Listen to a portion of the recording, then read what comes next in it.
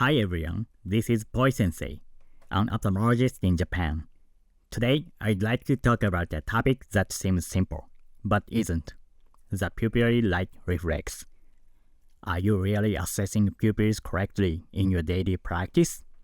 In this video, we'll go through a real emergency case, review what you should look for, and discuss how to avoid missing a critical sign, RAPD, or relative afferent pupillary defect.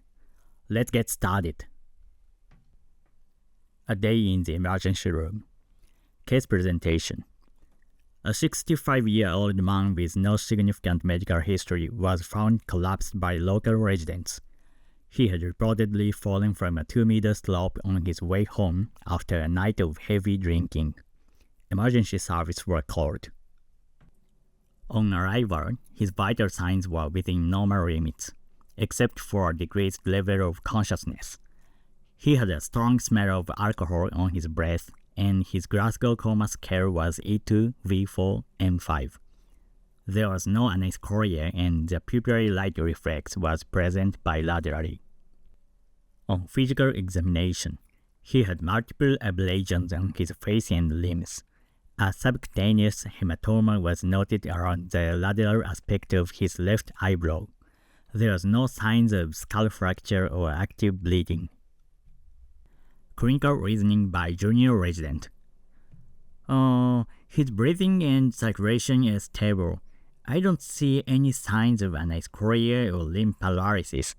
The decreased level of consciousness could be explained by alcohol intoxication. However, since he seems to have hit his head, I'll go ahead and order a head CT. If there's no intracranial bleeding or skull fracture, and if no other serious causes are suspected, he should be able to go home safely. Just to be safe, I'll check with my senior physician before making the final decision. Clinical reasoning by senior physician. Although the pupils were equal in size and reactive to light, I noticed that the direct light reflex in the left eye seemed slightly weaker. So I tested for a relative afferent pupillary defect, or RAPD, and it was positive on the left side. Given the location of the hematoma, I suspected a possible fracture of the optic canal. I ordered an orbital CT scan with thin slice reconstruction, which revealed a fracture of the left optic canal. Finally, I consulted the neurosurgery team, and the patient was scheduled for emergency surgery.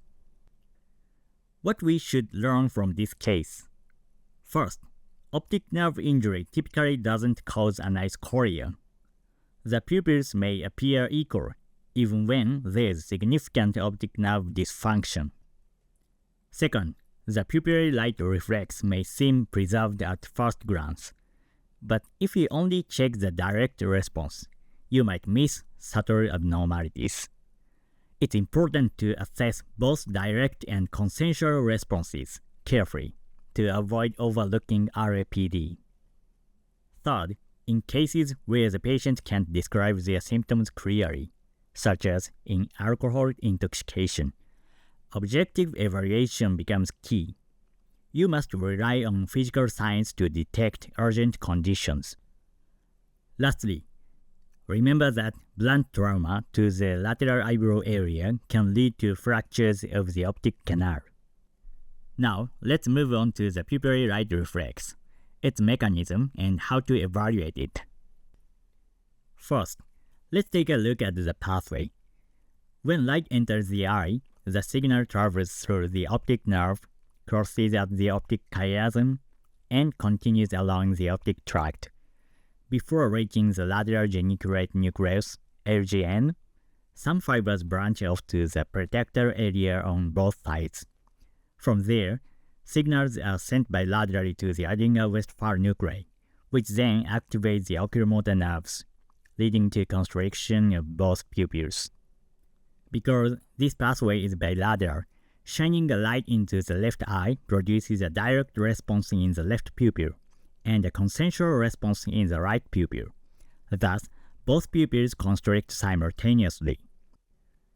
If the right optic nerve is damaged, the direct response in that eye will be impaired, but the consensual response will still be observed when light is shown into the left eye, since the right eye's afferent pathway is intact. In contrast, if the right oculomotor nerve is damaged, the right pupil will not constrict, neither by direct stimulation nor by consensual response from the other eye. This results in obvious anisocoria. As shown in the diagram, the pupillary reflex fiber branch off before the LGN. Therefore, regions posterior to the LGN, such as in the optic radiations or visual cortex, do not affect the pupillary light reflex. Next, let's look at the basics of pupil examination: size, symmetry, and reflexes. Pupil sizes smaller than 2 mm are called miosis, and those larger than 5 mm are referred to as mydriasis. If there is a differences of 0.5 mm or more between the pupils, that's considered anisocoria. In left optic nerve damage, the left pupil may still constrict due to the consensual response from the right eye, so anisocoria may not be apparent in such cases.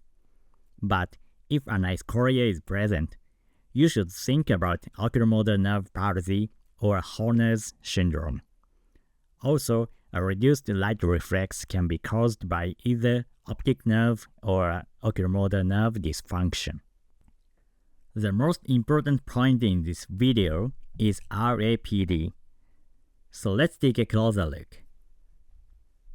When light is directed into a normal eye, both pupils constrict due to the direct and consensual responses. To detect subtle asymmetries in this reflex, we perform what's called the swinging flashlight test. In the case of optic nerve damage, this reflex is disrupted. Let's take left optic nerve damage as an example. When the light is shown into the right eye, both pupils constrict normally, the right by direct response and the left by consensual response.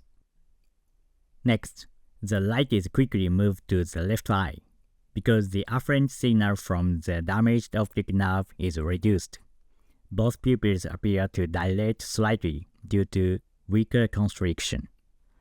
This relative dilation is a key finding of the test, and it indicates a positive relative afferent pupillary defect. In this case, we describe it as left RAPD positive.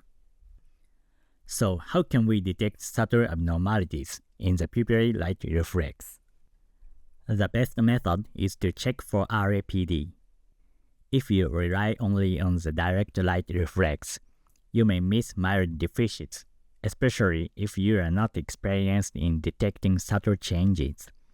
That's why it's not enough to check whether the reflex is simply present or absent. You should make it a habit to assess both direct and consensual responses using the swinging flashlight test. Here's a common pitfall to keep in mind. Even if both optic nerves are mildly damaged to a similar degree, the swinging flashlight test might appear negative, so a negative RAPD doesn't necessarily mean the optic nerves are healthy. Always consider the entire clinical picture before drawing conclusions. Let's look at an important exception: RAPD in optic tract lesions. Normally, RAPD appears on the same side as the optic nerve lesion. However, there is an important exception when the lesion is in the optic tract. At the optic chiasm, approximately 53% of nerve fibers from each eye cross to the opposite side. This means that the left optic tract carries about 53% of fibers from the right eye and 47% from the left eye. So, when there is a lesion in the left optic tract, the right eye's input is more affected. As a result, a right RAPD is observed, even though the damage is on the left side of the visual pathway. Before we finish, here are the key take-home messages. First, optic nerve damage typically does not cause a nice cornea. So don't assume the optic nerve is healthy just because the pupils appear equal. Second, to evaluate the optic nerve thoroughly, it's not enough to check the light reflex alone. Be sure to perform the swinging flashlight test to look for RAPD, which can reveal subtle afferent defects. Lastly, keep in mind that optic tract lesions can also result in RAPD, usually in the eye opposite to the lesion. That's why it's important to evaluate not only visual acuity, but also the visual field. Thank you for watching until the end. I'll keep uploading content to help you study ophthalmology. So please give this video a thumbs up and subscribe to the channel for more. See you next time!